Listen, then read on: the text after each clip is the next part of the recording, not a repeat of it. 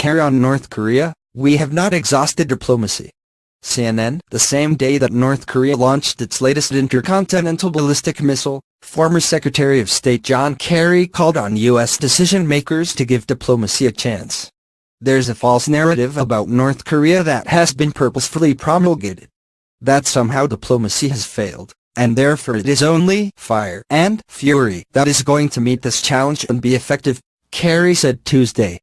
Kerry's statement was a nod to President Donald Trump's statement in August that North Korea best not make any more threats to the United States or they will be met with fire and fury like the world has never seen. But the truth, Kerry said, which is, depressingly, absent from the American dialogue, is that we have not exhausted diplomacy.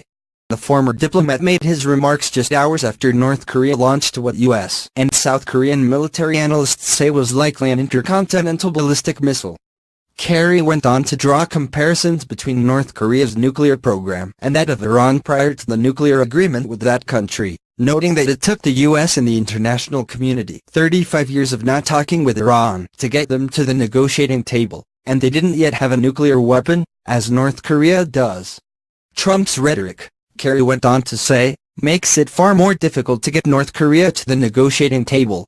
Kerry's point about the need for diplomacy was echoed by a prominent Republican, Stephen Hadley, who was National Security Advisor to President George W. Bush.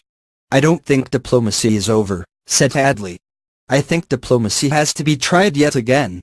The two men, on opposite sides of the political aisle, were speaking at an event on nuclear weapons, which was arranged prior to Tuesday's ICBM test.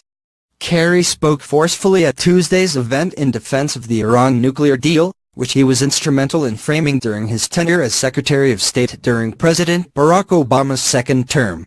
Early last month, Trump announced he would recertify the Iran agreement, effectively sending it to Congress for further action without discarding it entirely. Asked what would happen in the absence of the Iran agreement, Kerry said, "I think, without exaggeration, the likelihood is very high that we would have been in a conflict."